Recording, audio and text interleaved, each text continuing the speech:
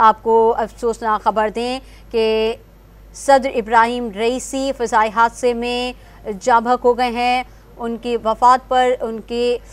شہادت پر، ان کے جاں بحق ہونے پر انتہائی دکھ اور افسوس کا اظہار کیا گیا ہے۔ ایک بار پھر سے ہم رابطہ کریں گے افتخار شرازی صاحب سے۔ افتخار شرازی صاحب، ایک روزہ سوگ کا اعلان کر دیا گیا ہے، کیا کہیں گے آپ؟ جی بالکل، کوئی شک نہیں ہے کہ یہ ایکسپیکٹڈ تھا کہ پاکستان میں باقاعدہ طور پہ سوگ کا اعلان کیا گیا، اور جیسے پرائم منسٹر پاکستان نے یہ کہا ہے کہ پاکستان میں باقاعدہ طور پہ سوگ کا اعلان کیا گیا، اور اس دوران جو قومی پرچم ہے وہ بھی سر لگو رہے گا۔ اس سے پاکستان کی جانب سے اور پاکستان کے عوام کی جانب سے ایران کے عوام اور وہاں کی حکومت کو ایک واضح پیغام جائے گا کہ غم کی اس گھڑی میں پاکستان کے عوام جو 24 کروڑ ہیں وہ بالکل برابر کے شریک ہیں ایرانی عوام کے غم میں،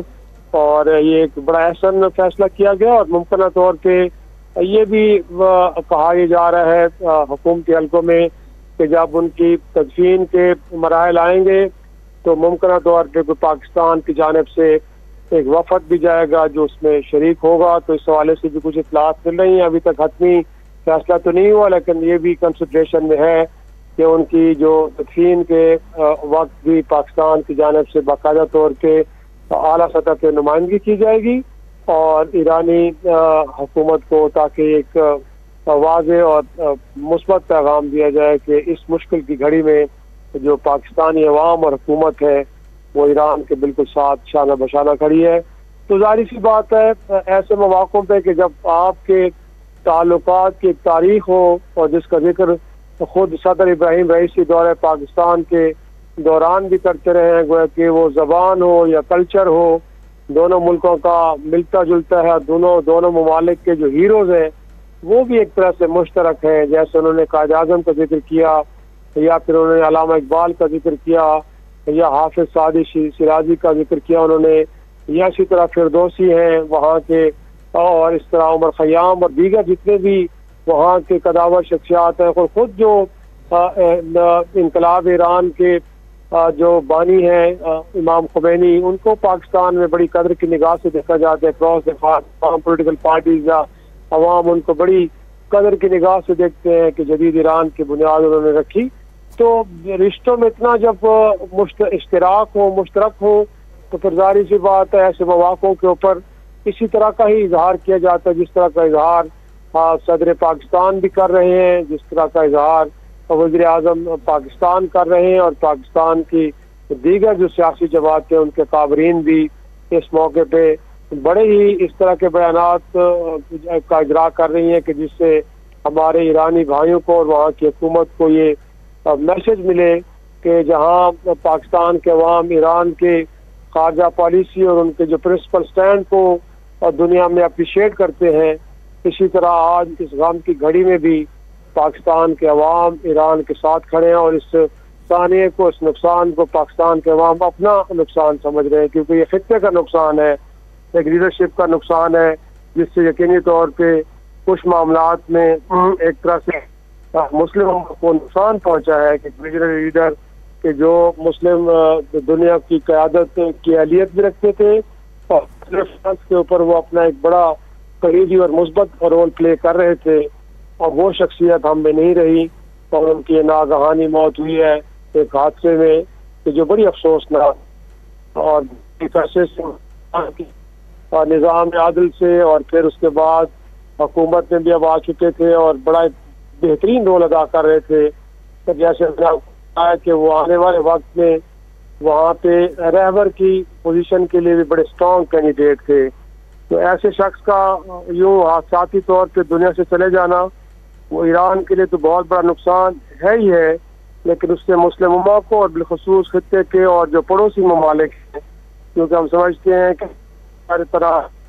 میں موجود ہیں، اور صدر ابراہیم اہلیت تھی، قابلیت تھی کہ وہ ان ڈسپیوٹس کو حل کرنے کا ایک اور اہلیت بھی تھے، تو پرعزم شخص اور اتنے قابل شخص سے مسلم دنیا اور یہ خطہ محروم ہوا ہے، کہ ایسے میں کہ جب افغانستان کا معاملہ ہو، کشمیر کا ہو، فلسطین کا ہو، تو یہ مسائل اپنی جگہ پہ موجود ہے، لیکن ایک ویژنری آدمی ہم سے جدا ہو گیا ہے، تو یہ بہت بڑا نقصان ہے۔ اور اس کے اوپر جس طرح اظہار کیا جا رہا ہے پاکستان کی حکومت کی جانب سے، پاکستان کی سیاسی جماعتوں کی جانب سے، اور پاکستان کے عام شہری جو اس وقت سوشل میڈیا کے اوپر بھی اس جو ہے وہ حادثے کو بڑے غمناک انداز میں دیکھ رہے ہیں اور اپنی رائے کا اظہار کر رہے ہیں، گویا کہ عام آدمی بھی پاکستان کا وہ مختلف سوشل میڈیا ویب سائٹس کے اوپر جا کے اپنی رائے کا اظہار کر رہے ہیں، اور سب بڑے ایک طرح سے دل گرفتہ ہیں، بڑے ایک طرح سے غم میں ہیں، اور ان کو لگ رہا ہے کہ شاید یہ حادثہ پاکستان میں ہوا ہے، اور ایسے لگ رہا ہے کہ جیسے پاکستان کے عوام کسی اپنے محبوب لیڈر سے محروم ہوئے ہیں۔ تو ایک بڑی اچھی ہم سمجھتے اپنی جگہ پہ ایک پیغام ہے، لیکن مور امپورٹنٹلی ایک بہت بڑا نقصان ہوا ہے، اور یہ نقصان ایران اور خطے کے عوام کے لیے بہت بڑا نقصان ہے۔ بالکل، یہ نقصان صرف ایران کا نہیں بلکہ پورے خطے کا ہے، پوری لیڈرشپ کا ہے۔ اور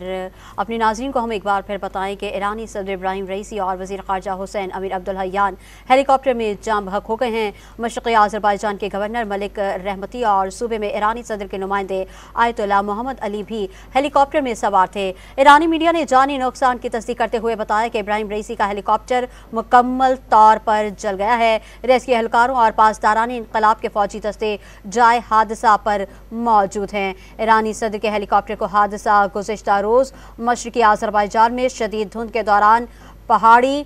علاقوں سے گزرتے ہوئے پیش آیا تھا۔ ایرانی صدر مشرقی آذربائیجان میں ڈیم کے افتتاح کے بعد واپس تبریز شہر کی طرف جا رہے تھے۔ پاکستان نے ہیلی کاپٹر میں جانی نقصان پر شدید افسوس کا اظہار کیا ہے۔ ترجمان دفتر خارجہ نے اپنے بیان میں کہا کہ مشکل کی اس گھڑی میں پاکستان ایرانی عوام کے ساتھ ہے، اور اس مشکل گھڑی میں، اس افسوسناک گھڑی میں صدر مملکت آصف علی زرداری اور وزیر اعظم شہباز شریف کی جانب سے بھی گہرے دکھ اور افسوس کا اظہار کیا گیا، اور ساتھ ہی ساتھ ایک روزہ سوگ کا بھی اعلان کیا گیا ہے، اور بتایا گیا ہے، کہا گیا ہے کہ پاکستانی عوام، پاکستانی حکومت آیت اللہ ابراہیم رئیسی کی خدمات کو خراج تحسین پیش کرتی ہے، اور پاکستان نے ایک عظیم دوست کو کھو دیا ہے، اور اس حادثے پر، اس افسوسناک واقعے پر پاکستان کی حکومت، پاکستان کے عوام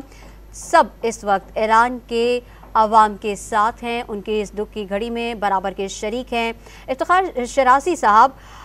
عبوری حکومت اب کس طرح عمل میں آئے گی، ہم یہ بھی جاننا چاہیں گے۔ اس میں کوئی ابہام نہیں ہے، اور ہمارے ناظرین کو ہم بتاتے چلیں کہ ایران کے اندر ایک حکومت، وہاں پہ کیونکہ صدارتی نظام ہے اور صدر سربراہ حکومت ہوتے ہیں وہاں پہ، لیکن ان کے نیچے نائب صدر بھی ہوتے ہیں، لہٰذا نائب صدر جو ہیں وہ عنان اقتدار سنبھالیں گے، لیکن جو ایران کا دستور و قانون یہ کہتا ہے کہ اس طرح کے ناگہانی حادثات میں اگر صدر کی جو حکومت کے سربراہ ہیں ان کا انتقال ہو جائے، وہ جاں بحق ہو جائیں، تو پھر اس صورت میں اگلے 50 روز کے اندر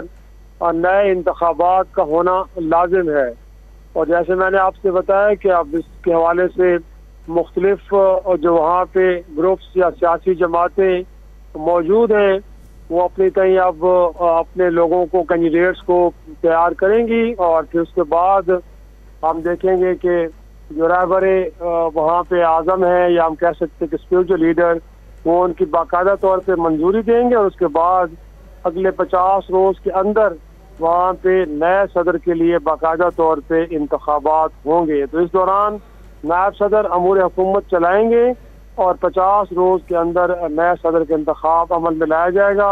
اور یوں پھر اس طرح نظام آگے بڑھے گا۔ تو ہم اسے نہیں کہہ سکتے کہ ایک عبوری حکومت ہوگی، نائب صدر کی قیادت میں یہ حکومت جو پہلے سے موجود ہے وہ اپنا کام کرتی رہے گی، لیکن کسی نئے شخصیت کو آپ اگلے 5 سال کے لیے مینڈیٹ دینا پڑے گا، یا 4 سال کے لیے، اور وہ باقاعدہ طور پہ براہ راست انتخاب کے نتیجے میں صدر منتخب ہوں گے۔ تو یہ آپ ناظرین کو معلوم ہونا چاہیے کہ وہاں پہ کسی قسم کا کوئی حکومتی یا انتظامی بحران ہرگز پیدا نہیں ہوا۔ صدر کی کابینہ موجود ہے جس میں نائب صدر بھی موجود ہے، تو وہ اب اقتدار کو آگے لے کے چلیں گے، اور اس دوران 50 روز کے اندر نئے انتخابات، اور ساتھ میں آپ کو معلوم ہے کہ وہاں پہ رہبر کی شکل میں